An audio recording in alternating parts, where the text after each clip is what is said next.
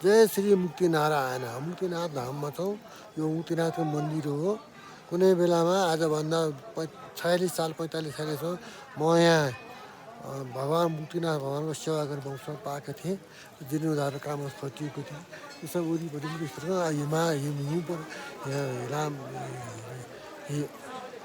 हिममय भएको छ मुक्तिनाथ क्षेत्र वरिपरि देख्ने रुखहरू सबै चाहिँ के भन्नु चाहिँ डर पिपलहरू पनि मुक्तिनाथको मन्दिर गर्दैछु म र मुक्तिनाथ क्षेत्रको हो यो ओम श्री मुक्तिनाथ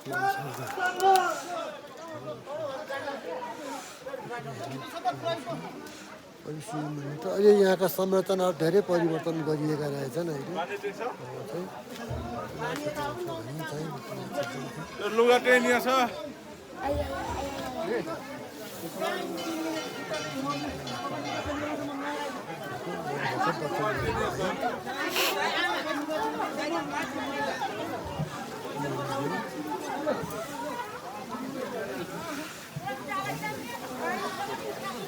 सर आउनु कता जान्छ मैले तपाईँ जानु मैले पोइन्ट बिर्सेको त